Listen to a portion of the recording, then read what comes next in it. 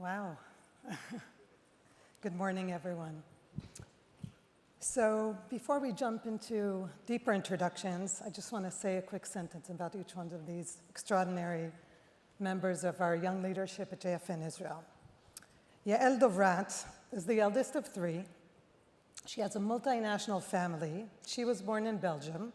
Her husband was born in France. Two of her kids were born in New York, and her last kid was born in Israel. Yael also served at the intelligence elite unit of A200, Shmonematayim, and I think a lot of that rubbed off on her as she does not like the spotlight, and this is a very uncomfortable space for her, so we're going to try to be very friendly, Yael. Max August, 27 years old. Max led 28 missions to Israel since moving to Tel Aviv 3 years ago.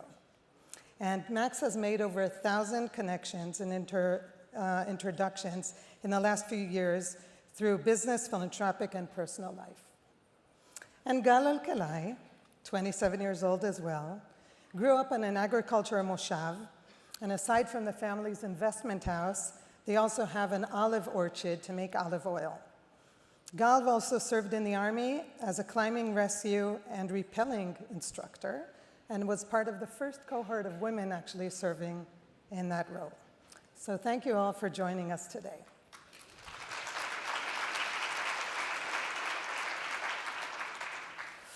So when we were preparing our conversations for today's panel and speaking about your journeys and what led you to actually sit on these purple chairs here today on the stage, your families kept coming up in the stories. And I think for some of you, it was a realization moment while you were telling the story to actually identify those points. So I'd like to start with the first question, if you don't mind sharing your stories and how the house you grew up in touched or influenced the journey you had here. Gal, let's start with you.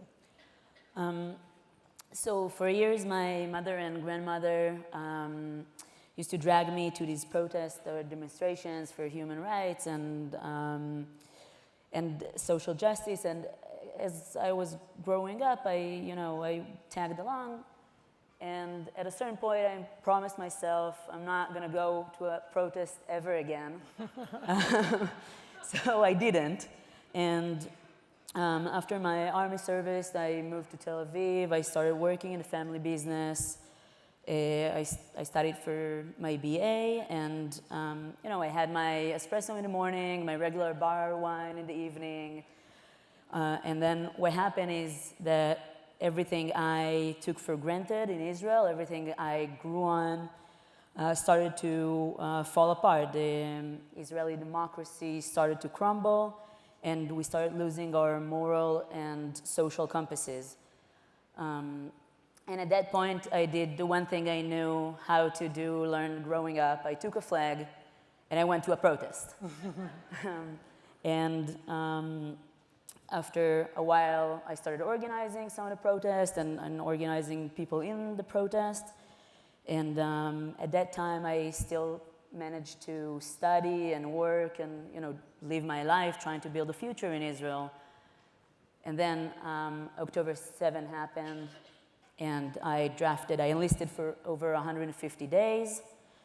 And when I was released, I realized that if I was willing to give my life to the Israeli country and the military, I should be willing to do so when I'm a citizen. And then I joined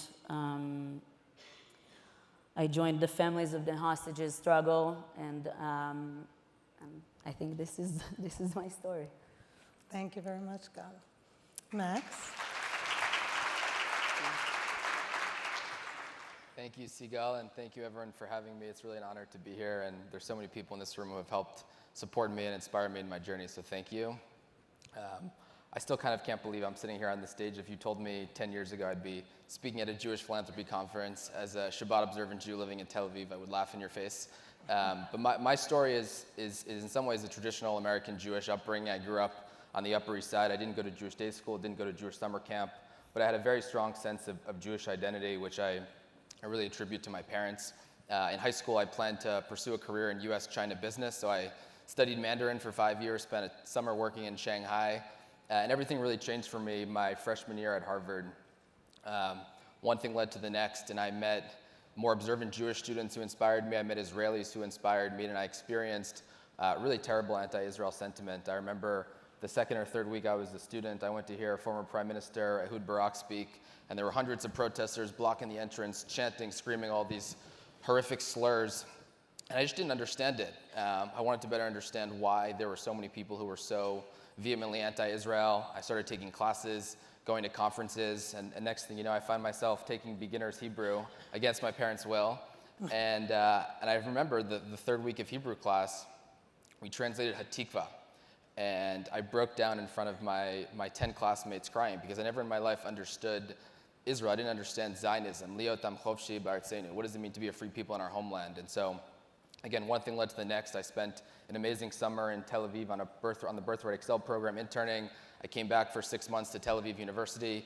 I then returned to Harvard to write my thesis about the maturation of the Israeli tech ecosystem, and had the honor of meeting the co-authors of Startup Nation, Dan Senor and Saul Singer. Ended up serving as their research assistant for a couple years, and then got very, very involved in pro-Israel activism. I started something called the Israel Summit, which became one of the largest student-run pro-Israel conferences. And after I graduated, I was trying to figure out how I could combine my passion for Israel with my passion for tech and investing.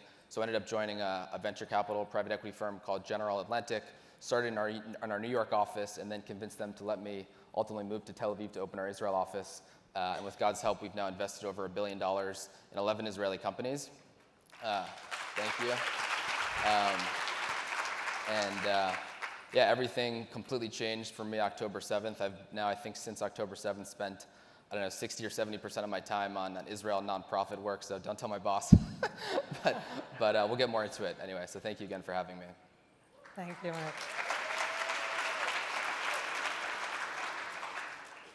Yael, how about you? So growing up, philanthropy was part of the conversation at home. Both my parents were very active in very different ways. My mother focused more on mental health, my dad on policy work. And it was always part of the dinner table conversation and part of our lives, not always in a good way. I remember 20 years ago when my dad led a government-appointed task force to reform Israeli education system. My two younger siblings were bullied at school for that. So we understood the implications and impacts of this sort of work. And personally, I never thought this would be the path I would take. I studied engineering, I got married, I worked in tech, moved to New York, had 2 kids, living life, loving the path I chose, and then COVID hit. We decided to move back to Israel, initially just until everything blows over, but the world shut down. I found myself spending a lot of time with 2 young kids in lockdowns and asking myself big questions of what it means to raise children in Israel, what it means to live in Israel, what kind of future do I want. And at the same time, totally unrelated, my parents decided to formalize their giving and create this foundation. And everything kind of clicked together. I realized I have a very unique opportunity, a huge privilege to take part in something bigger, in answering these questions I ask about my personal kids, but just being part of shaping the future of Israel. And I decided just this is what I wanted to do, and joined and helped create this foundation. And everything changed, and I'm very happy to be part of it. So are we.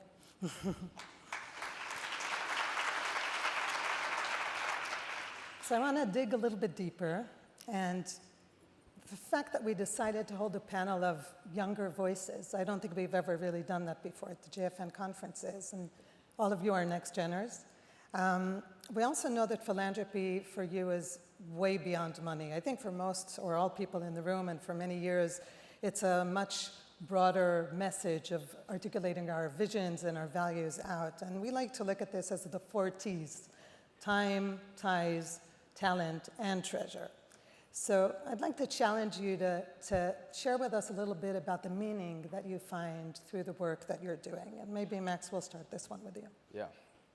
So after October 7th, I had, I think, 50 or 60 friends got called up for reserve duty. They left their families at home to risk their life to defend Israel.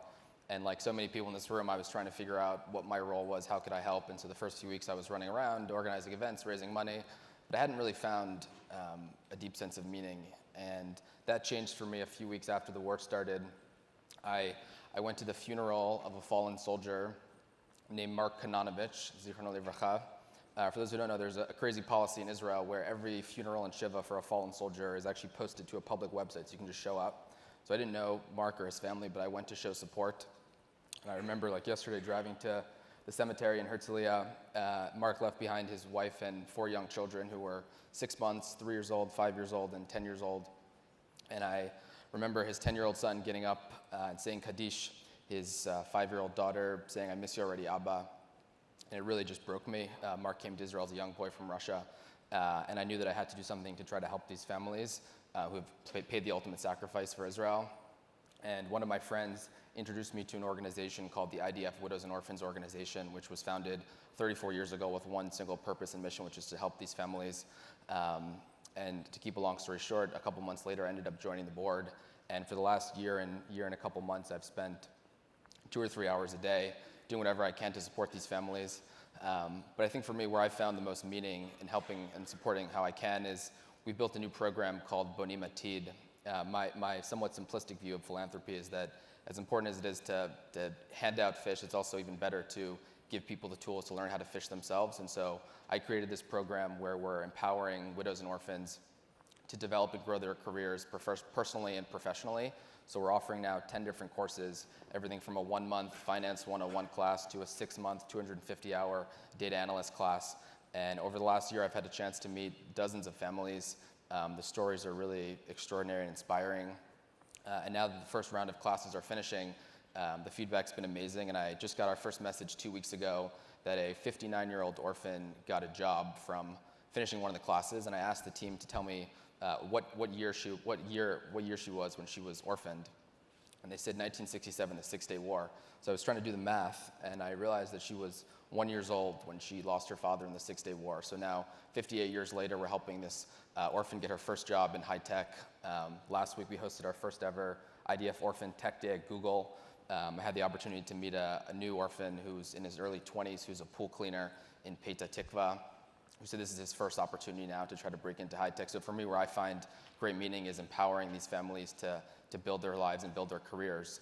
And I just want to end by speaking a word of Torah. A few weeks ago in Parsha Mishpatim, we learned that it's actually a holy and it's a commandment in many ways to support widows and orphans. What's interesting about the phrasing of the text is the words are repeated twice. So it says, "You will afflict, the orphan will cry, and Hashem will hear." And as we all know, every word in the Torah has significance and meaning. No words unnecessary, no words repeated twice. And there's a beautiful explanation by the Kutzker Rebbe who says, when an orphan or a widow feels pain, they're not feeling pain the way anyone else feels pain. They feel pain twice because they feel pain if a widow's facing financial hardship.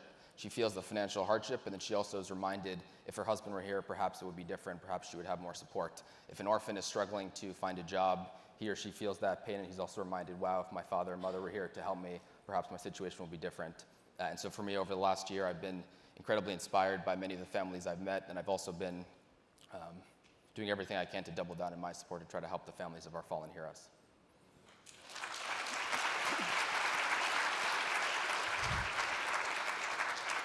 Max, I have a quick follow-up question before we pass it on.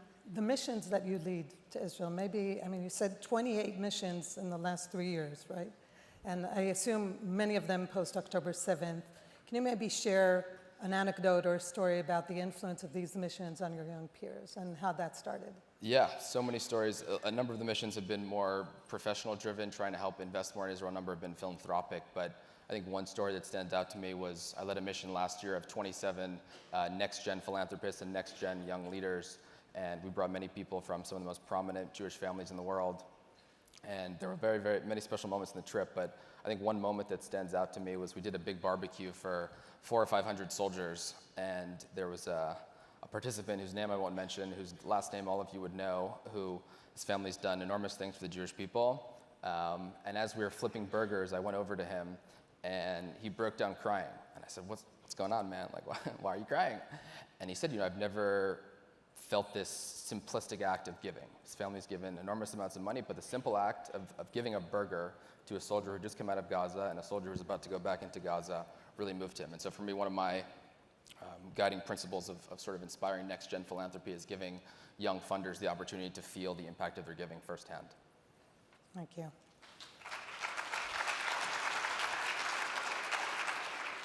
So Yael, again, reminding you of the initial question about what gives you purpose and meaning in the work that you do.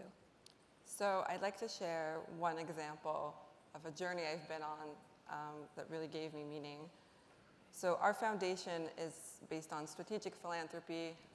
We focus on long-term scalable impact through policy work. And when I joined, I was encouraged to find my own voice, my own passion, and I added an area of interest in the foundation around postpartum depression. And then October 7th hit. We were all in shock and in pain, like everyone here in the room, trying to figure out what our role is. There were so many requests coming in on one hand, and on the other hand, outpouring support from many people in this room, which was very moving. And I remember getting a call from my dad just a few days into the war. And he said, imagine you have an endless budget, which you don't, but imagine. What would you do in the areas we're already operating in, but now because of what's happening? So I took some time to think about it, and it clicked. There's an amazing clinic in Sheba Hospital that we've been working with for a while, focused on postpartum depression. I said we need that in the South because the trauma of everything happening there, and women, pregnant women, are in greater risk, especially during times of war. So we said, fine, make it happen. We were very lucky to partner with both Sheba Hospital and Barzilai Hospital. And the way it worked, we were the entrepreneurs, we put the seed money, but eventually we got 10x on the investment from amazing philanthropic partners. The government participated as well. We built a solid business plan, so from year 2, this clinic is financially independent. Sheba loved the model. They're planning to do something similar up north. They created a national center for postpartum depression in Sheba. I'm happy to say the clinic opened last month, so that was very exciting. And that gave me a lot of meaning for many reasons. One is the topic itself, which is very dear to my heart. This is something I personally suffered from a few years ago when I had my first son. Second, the fact that in time of crisis, we were still able to operate in a strategic way. I felt like I was challenged by my dad, and I was able to take the DNA of the foundation, of my parents' work, and put my own voice into it. And lastly, we were able to move pretty quickly during a time of war and make it happen. So all that to me was very meaningful. Maybe a quick follow-up question to you. You're the oldest of 3 siblings, right? You have 2 younger siblings. And you said to me when we prepared for the panel that you never thought you would get involved. Right. Just like Gal never thought she'd been in a demonstration, and she's been in an ongoing demonstration for 18 months, you never thought you'd be involved. What switched and why did that switch? And what about your siblings in this story? So for me, I can't talk for my siblings, but for me, I think, first of all, it was always part of the family conversation. So whether I thought I would be part of it or not, I grew up on it. It's part of the DNA. And becoming a mother really, really changed that for me. Thinking not about myself or my future, it's just thinking bigger about what the world is going to look like for my children. That really made the difference for me. Motivates you. Yeah. Thank you so much. Gal. So I think my answer for the meaning of why I do what I do for so long, and it's been an ongoing nightmare, is I think the short answer or the simple answer would be that we have no choice. I mean, the hostages in Gaza, they have no time, so we have no choice but to fight for them. I would stand up for a second. This is Matan Sengauker. He is in captive for the past 535 days. which means that he's suffering in Gaza underground, held by Hamas, and us as Jewish and Israelis, we have, these are our values. Like we can't, these are the most basic values we have, and we can't leave them behind. So this is the simple answer, and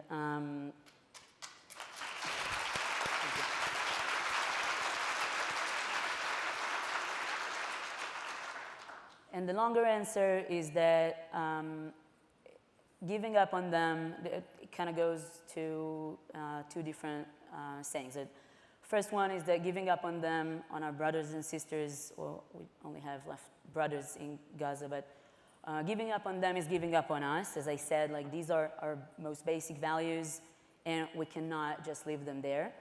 And the second thing that gives me hope or keep me fighting is that even though my generation was considered to be lazy and kind of numb, is that once we were needed, we rose to the occasion. And there's a young, emerging leadership, which I'm a part of, that fights for and understands the importance of the Israeli democracy in the Middle East and in the whole world.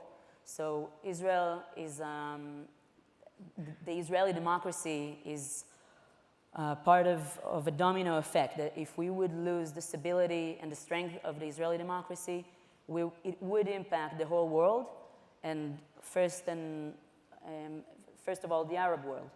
And I think, as you guys all know, being a light onto the nation means not only to just be there, it's not just a saying, it's a real responsibility.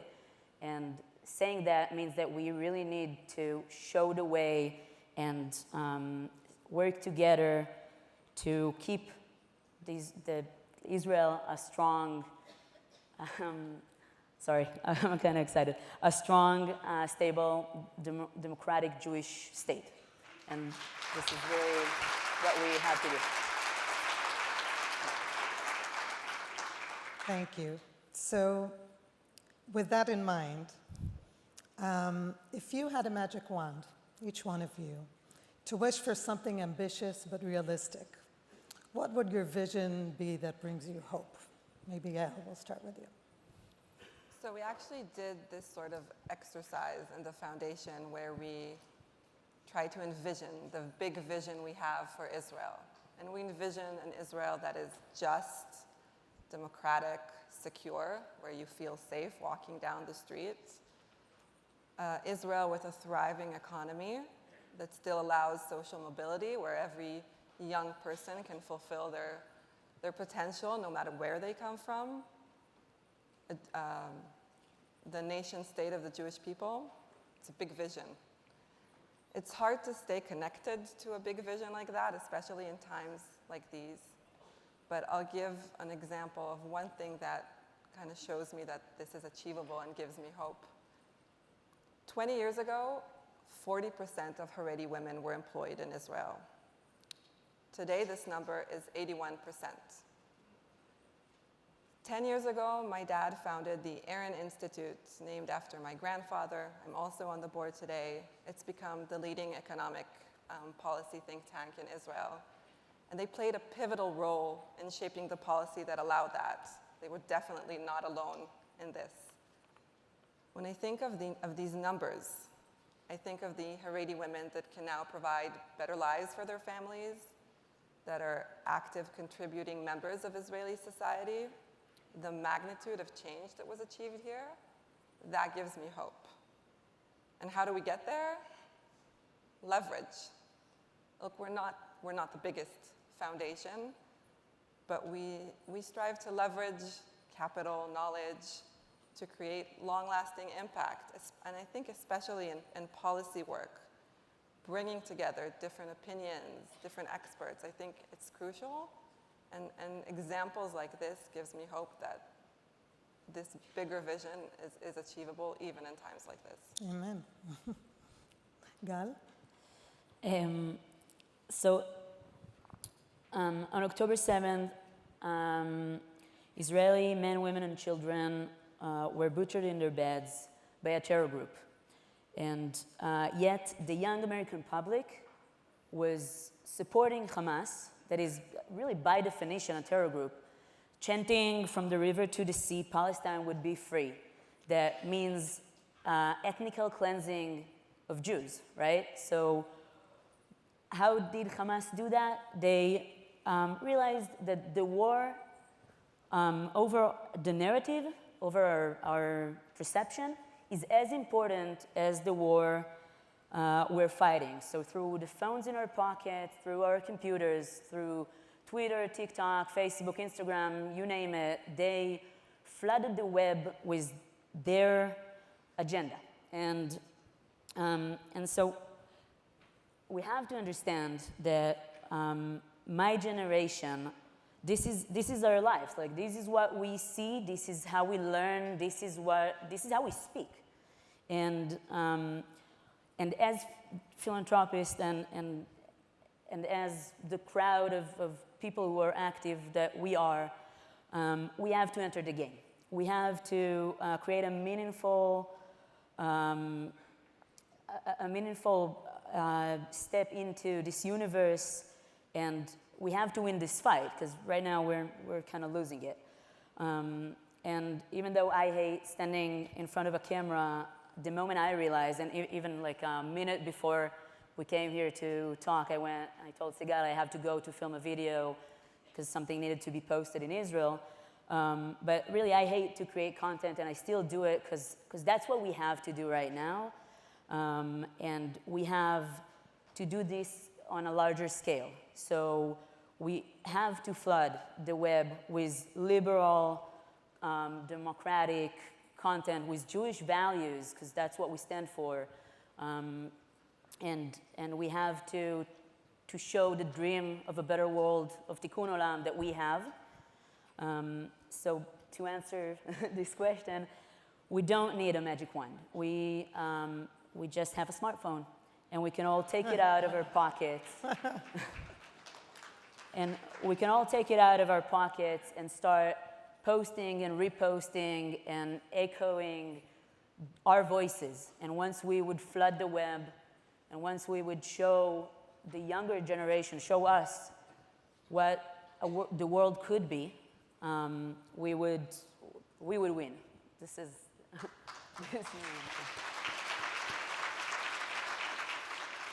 Max. I think for me, having led a number of missions to Israel over the years, I'm a huge believer in the power of bringing people to Israel. And so for me, as I think about if I had a magic wand, what would I try to create?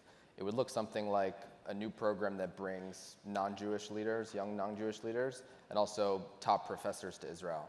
So there are lots of amazing initiatives, I think, sort of attacking these goals, but one that I've been working on over the last year and a half is a new scholarship program in partnership with Tel Aviv University, with a very simple idea of trying to create a sort of Rhodes Scholarship of Israel, which has the power to attract 100 people a year, a mix of Israelis, Americans, and people from 30 countries, primarily non-Jews, who can come to Israel and get a degree, but not just to get a degree, but experience Israel through trips throughout the country, trips around the region, and then perhaps most importantly, bringing 20 to 30 faculty from top schools from around the world to teach in the program.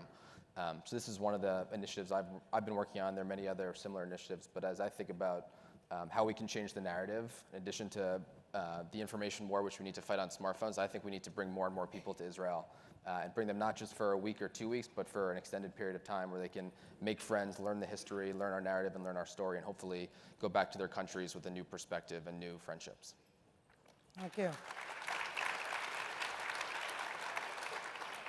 So as I'm looking at the three of you and thinking about my children, and I'm sure there are a lot of parents in the audience here today that are thinking about their own children and how they raise them and are raising them and what they need to do or what they can do to make sure their children become leaders, more active in their philanthropic work, more active in their societies.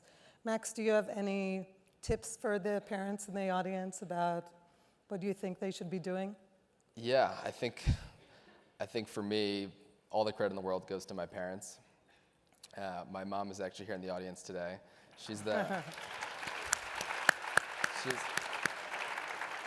She's the beautiful lady who's been hysterically crying the whole time in the front row.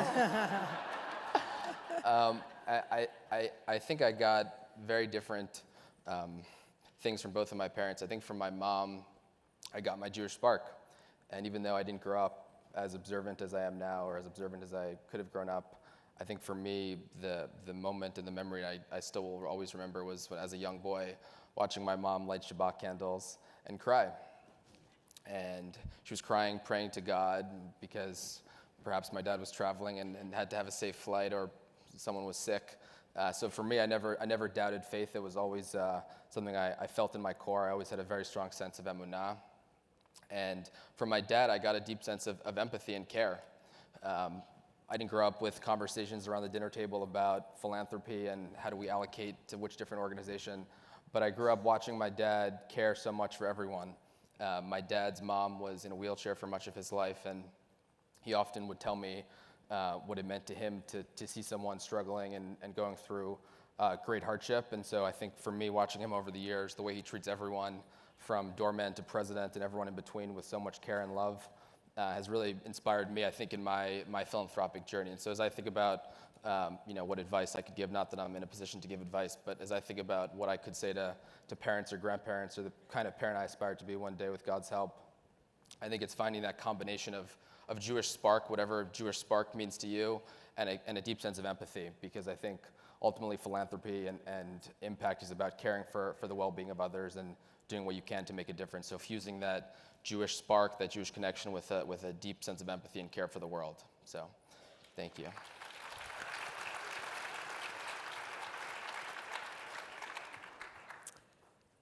Thank you all. So speaking of hope and meaning and being inspired by young people, I want to close this panel with what brings me hope. As some of you know, on October 7th, I lost my nephew, Captain Iftach Yavetz, who fell in the battle on Kibbutz Nachalos. I'm not sure if his photo is up there.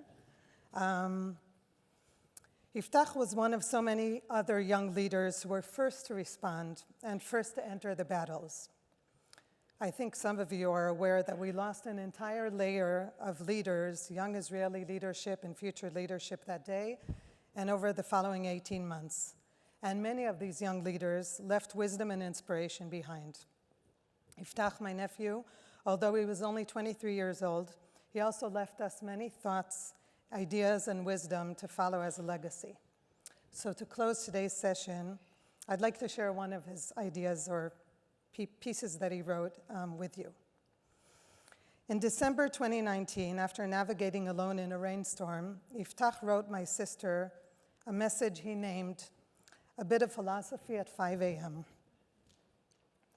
Our mentors teach us to use anchors, to predetermine something in the landscape that you won't miss, so you can recalibrate every time you need to orient yourself. For example, today, in a navigation exercise in the hills of the Galilee, my chosen anchor was an elevated water reservoir. I could see it from a great distance and thus use it. It also happened to be the endpoint of the navigation, so it was possible to see everyone ascending towards it, tired but safe, on their way to the spring. In the many hours I walked alone this week, I pondered time and again that this is exactly how life is. Everyone probably needs some water reservoir to set their sights on, something large and elevated that assures you that's where you're going, that's where you need to go, that's where you need to arrive. Even when you lose orientation, lose your way, are helpless and lost, raise your head, look for the reservoir, and just start walking towards it. Go back to the way of the reservoir, and it will redirect you. The rest will take care of itself. Because what is human life if not one long navigation filled with detours and diversions? So I want to thank our panel for sharing their reservoirs and hopes with us, and hope we can all learn from these young voices while finding our way forward.